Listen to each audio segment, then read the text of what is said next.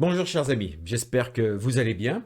J'avais envie aujourd'hui de vous faire une vidéo pour vous parler des quelques nouveautés, des quelques améliorations qui se sont déroulées chez nos amis de Canva ces dernières semaines. Nous sommes fin juin 2022 et ces derniers jours, ces dernières semaines, il y a eu deux, trois petites bricoles qui sont venues agrémenter les fonctionnalités déjà bien pratiques de Canva. J'en ai mis 6 de côté et je vous les présente maintenant.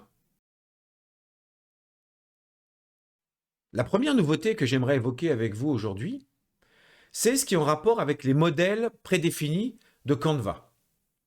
Jusqu'à présent, lorsque l'on voulait utiliser un modèle Canva, on allait choisir comme ça un type de modèle, on cliquait dessus, par exemple ici le livre d'idées, et on se retrouvait avec une ou plusieurs pages déjà mises en page, prédéfinies avec du texte, des couleurs, etc. Alors je ne sais pas si vous êtes comme moi, mais moi, j'avais tendance généralement à faire ça et après à modifier les textes, éventuellement à supprimer des éléments pour après les faire correspondre, changer les couleurs, etc. pour faire correspondre à ce que j'ai envie de faire. C'est vrai que quelque part, la plupart du temps, les modèles nous servent de structure, comme son nom l'indique. On ne garde pas forcément tout le temps les couleurs et la mise en page exacte du modèle. Donc, il y avait un petit déséquilibre dans l'utilisation des modèles que Canva a comblé en nous proposant maintenant, alors on va effacer tout ça pour repartir sur un document vierge, et maintenant Canva nous propose carrément ici, en haut à gauche, on avait modèle, et là maintenant ici nous avons mise en page. Et là, merci Canva, on a directement en fait des modèles de pages qui sont juste des mises en page. C'est-à-dire que si je veux prendre cette structure-là, qui a l'air d'avoir un titre, un texte et un graphique, je clique dessus, il va m'intégrer ici directement une mise en page où là, forcément, Canva s'attend à ce que je modifie le texte ici, le graphique qui est là, les images, etc. Donc c'est génial parce que ça permet, grâce à ça, de pouvoir vraiment partir d'un modèle qui nous plaît et de pouvoir tout de suite mettre le contenu qui nous correspond sans avoir besoin de réeffacer au préalable tout ce qu'il y avait déjà dans le modèle prédéfini par Canva. Donc, bravo Canva, merci, les mises en page. N'hésitez pas à me dire vous-même dans les commentaires qu'est-ce que vous en pensez de cette amélioration. La deuxième amélioration que je voudrais vous présenter aujourd'hui, c'est en rapport avec la capacité de faire son propre site internet grâce à Canva. Je vous mets en lien dans la description les vidéos que j'ai déjà fait à ce sujet sur Canva, sur comment créer un site internet et comment publier un site internet avec Canva. C'est toujours, attention petite bémol, c'est toujours en bêta. C'est pas encore totalement finalisé, mais d'un seul coup, Canva vient de nouveau de rajouter une fonctionnalité qui existait plus ou moins au début, qui a disparu au moment où c'est devenu la publication d'un site internet et qui réapparaît à présent. Donc, ils se sont rendus compte sûrement, Canva, que c'était absurde d'avoir enlevé cette possibilité. C'est la possibilité de pouvoir créer un menu. Parce que dernièrement, si vous faisiez un site internet avec Canva, c'était un site internet qui allait être d'une seule page déroulante. Comme ici, une seule page d'un seul tenant qu'on aurait déroulé du haut vers le bas sans avoir de menu de navigation. Et là, ils l'ont de nouveau réajouté. Regardez, ici je suis donc dans un site internet. Il faut bien prendre une présentation site internet ou site web. Et là ici, en haut à droite, quand j'ai dans publier comme site web ou même ici au niveau de l'aperçu, si on va dans l'aperçu, je clique, je vois l'aperçu de mon site, mais regardez la grosse nouveauté, c'est au-dessus ici, c'est sans barre de navigation ou avec une barre de navigation. Et si je clique avec la barre de navigation, je vois mon site internet et cette fois-ci en haut, j'ai un menu qui me permet de naviguer entre les différentes parties, en tout cas les différentes pages de mon site. Et c'est quand même vachement plus intuitif, ça correspond plus à l'esprit d'un site internet que d'obliger l'utilisateur avec sa molette à naviguer dans le site. Là au moins, ça permet d'avoir un menu.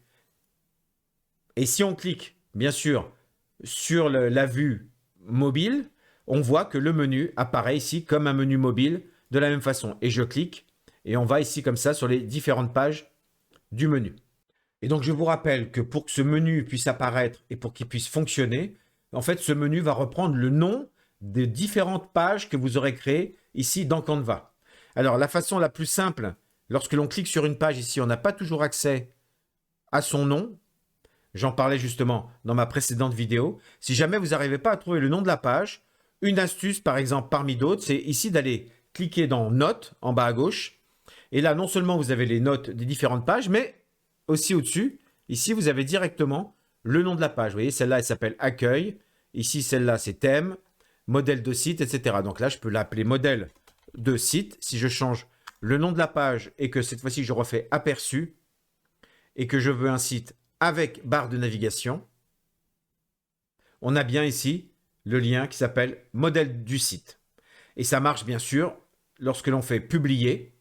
On a aussi cette option qui est apparue sans barre de navigation ou avec barre de navigation. Donc c'est vrai que bizarrement, cette option n'existait pas. Elle avait disparu dans les différentes versions du site internet Canva. Donc merci à Canva de l'avoir fait réapparaître. Mais n'oubliez pas qu'ici on est toujours en mode bêta, donc il peut y avoir parfois encore des incohérences, des choses qui fonctionnent ou pas. C'est encore assez étrange, c'est pas encore totalement finalisé, mais ils sont sur la bonne voie. Merci Canva. Pour cette amélioration suivante, c'est une amélioration qui est en rapport avec les vidéos. Donc on va faire une présentation vidéo vierge de base. On va mettre 2 pages. Ici, on retrouve, là c'est pareil, je vous mettrai le lien vers la vidéo qui parle de la création vidéo justement dans Canva. Donc ici, j'ai fait 2 pages toutes simples hein, pour l'instant. On voit bien ici que j'ai ma timeline. Et je vais ajouter, j'ai mes petits avatars, on ne va pas s'embêter, je vais prendre cet avatar-là, ici, que je veux mettre au milieu, en bas à gauche, ici. D'accord? Et le même avatar, je vais le copier et je vais le mettre dans la 2e page, ici, en haut à droite. D'accord? Donc, on est d'accord que c'est bien le même personnage, le même élément. Hein. Là, j'ai pris mon avatar, mais ça peut être n'importe quelle image. Ça pourrait être un texte aussi. Si on met un petit texte rapidement, ceci est un texte. D'accord? C'est aussi le texte qu'on va le mettre. On va le mettre tout en haut. Je le copie, je vais dans la 2e page, je le colle. Et on va le mettre tout en bas. OK, donc j'ai ici un avatar, un texte, et ici un avatar à texte. Et ce que je vais rajouter maintenant, en utilisant le petit plus ici, c'est que je vais rajouter une transition. D'accord? Et en fait, il y a une nouvelle transition ici. Voilà, vous voyez, il donne déjà la preview. Alors, elle est en bêta aussi. C'est une transition qui fait bouger les éléments identiques d'une page sur l'autre pour gérer le déplacement, le changement d'emplacement des éléments. Si je clique ici, l'option, vous voyez, ils appellent ça transition combinée, anime facilement des éléments identiques d'une page à l'autre. Donc, à partir du moment où les éléments sont identiques et que je ne les ai pas mis au même endroit, ça permet de faire des petites animations et c'est Canva qui gère lui-même le déplacement entre les 2 pages.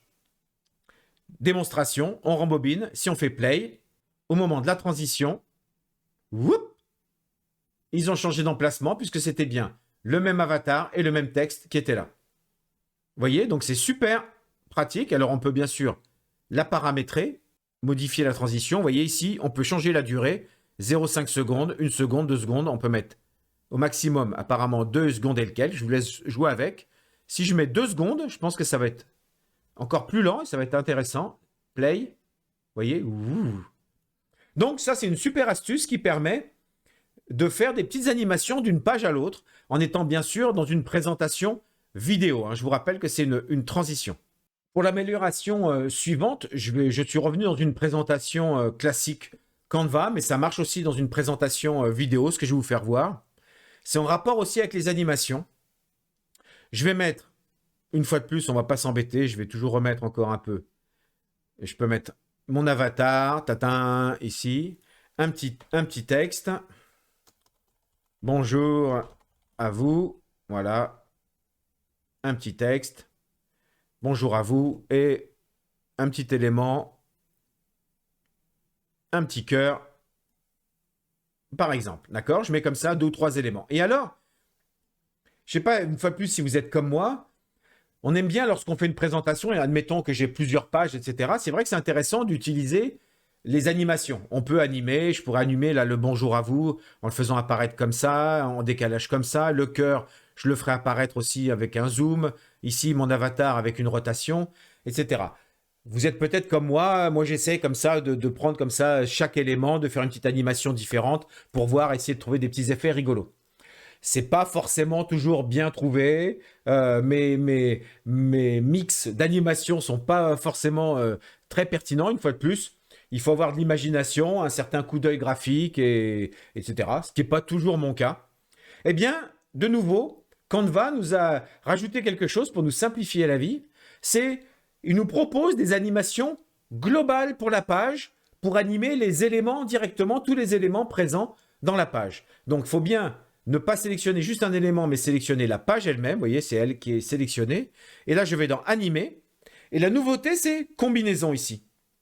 Et vous avez 1, 2, 3, 4, 5, 6, 7. Il y a 7 nouvelles combinaisons d'animation qui va spontanément animer tous les éléments de façon différente pour que ça ressemble à quelque chose. Par exemple, simple. Ici, ça fait OK. Et vous voyez, avec une petite tempo. Si je vais sur élégance, OK, amusant, voilà. Et vous voyez, en fait, directement, entreprise, admettons, disco, d'accord, fête, ah, c'est joli, fête, marrant. Et la dernière, c'est détente.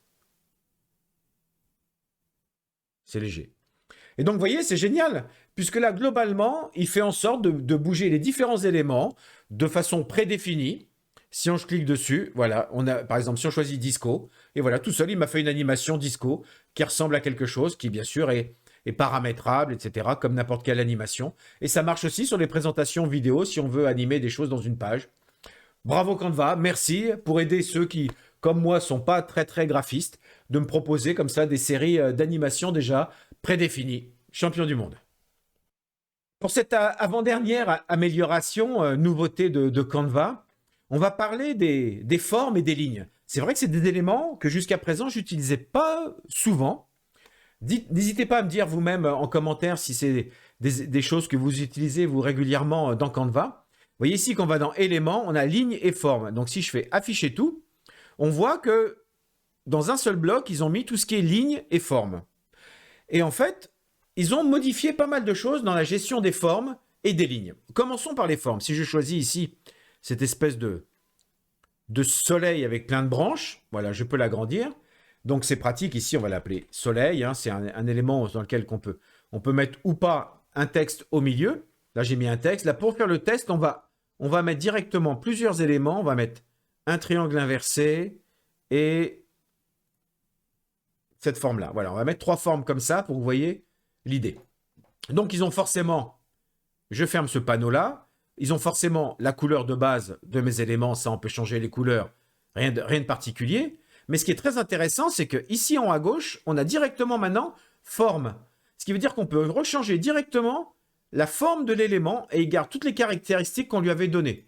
Ça, c'est très pratique si on a besoin de remodifier les formes qu'on avait déjà prévues dans une présentation. Deuxièmement, on peut changer le style de la bordure. Et ça, c'est pas mal aussi. On peut rajouter une bordure. Vous voyez, ça lui rajoute une bordure. Et en plus, on peut choisir l'épaisseur de la bordure. Donc ça peut donner des effets qui sont aussi pas mal intéressants. L'arrondi des angles aussi.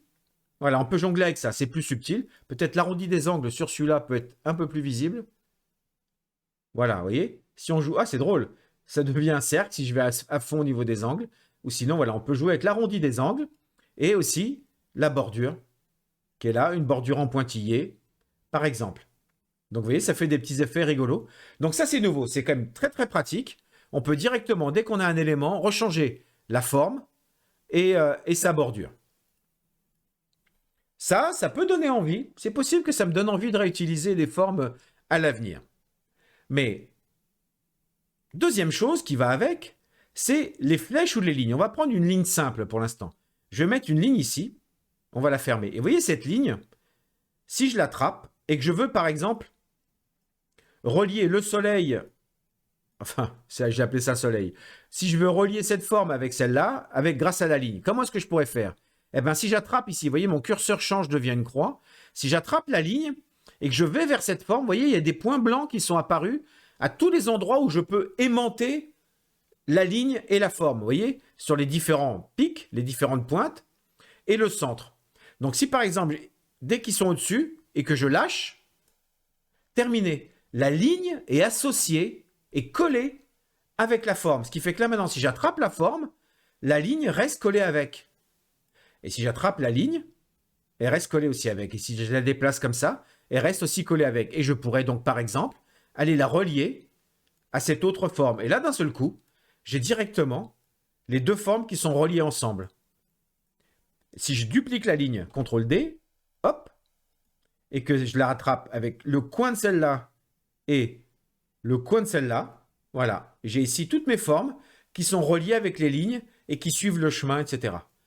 Donc ça, c'est pas mal pour faire peut-être des organigrammes, des schémas ou différents types de dessins que vous voudriez faire, quelles que soient les idées que vous avez. Ça, c'est nouveau. La possibilité d'avoir comme ça les formes et les lignes qui restent ancrées, qui restent soudées ensemble. Super modif, bravo Canva. Et la dernière petite amélioration, qui est peut-être pas si petite que ça, puisque c'est quelque chose que je n'utilisais pas et que d'un seul coup, maintenant que je l'ai découvert, je me mets à l'utiliser régulièrement, c'est ici notre barre de recherche. Vous savez que lorsqu'on fait une recherche, par exemple, je sais que j'ai fait des vignettes qui parlent d'Internet. Si je tape Internet ici, alors il y a les modèles Canva qui parlent d'Internet, mais bien sûr, ici à droite, je peux accéder à mes projets. Et il me propose éventuellement tout ce qui est en rapport avec mes projets qui contient le mot Internet. Et si je valide la recherche, ici on voit le résultat. J'ai les designs que je peux faire apparaître ou faire disparaître, c'est pratique, avec le nombre à côté, ou éventuellement mes dossiers en fonction du nombre de dossiers qu'on a. Ça, c'est pas mal. Mais la petite nouveauté, c'est qu'ici, maintenant, je peux aussi filtrer les résultats. Je peux filtrer, si je travaille en équipe, avec uniquement les documents qui ont été fabriqués par moi. Si jamais vous avez une équipe, ça peut être pratique. Ou alors carrément ceux qui n'ont pas été fabriqués par moi. Ça permet de voir ce que vos collègues ont fait, vos partenaires ont fait, ou tout le monde. Deuxième chose, pouvoir trier aussi le type de document, et ça c'est génial. Directement des designs, des modèles, des images, des dossiers, des vidéos. On peut directement, comme ça, si je veux juste mes documents à quoi, mes designs à moi, voilà, j'ai uniquement que mes designs. Et ça, je pense que c'est très très pratique quand on commence à avoir beaucoup d'éléments. Et bien sûr, ici, le dernier qui permet de filtrer en fonction du temps. Est-ce que c'est sur les 30 derniers jours, aujourd'hui, vous voyez, ou hier. 30 derniers jours. Voilà, ça c'est une petite astuce de recherche qui, lorsque vous commencez à avoir beaucoup d'éléments dans Canva, beaucoup de dossiers, pourra sûrement s'avérer être bien pratique. Eh bien voilà, chers amis, ce petit tour, 6 nouveautés, 6 améliorations que je surveillais du coin de l'œil depuis quelques semaines et j'avais envie de vous faire une petite vidéo récapitulative pour, une fois de plus, vous aider à optimiser votre productivité ou votre créativité dans Canva. Eh bien, si jamais ça vous a plu, si vous souhaitez avoir plus régulièrement comme ça des vidéos où je vous tienne au courant des nouveautés dans Canva, n'hésitez pas à me le dire dans les commentaires. Comme d'habitude, n'hésitez pas à me poser aussi des questions directement dans vos commentaires. Et en tout cas, si cette vidéo vous a plu, si elle vous paraît utile, n'hésitez pas à mettre un petit pouce bleu, à commenter, à la partager, à vous abonner. Tous ces petits gestes qui à la fois me font plaisir et me motivent, me donnent envie de faire encore d'autres vidéos, mais qui aussi et surtout permettent de mieux me faire connaître au niveau de YouTube et ainsi de diffuser mes vidéos à encore plus de monde. Et comme ça pourra être utile au plus grand nombre. Et d'ici là, comme d'habitude, je vous souhaite le meilleur et je vous dis à très bientôt.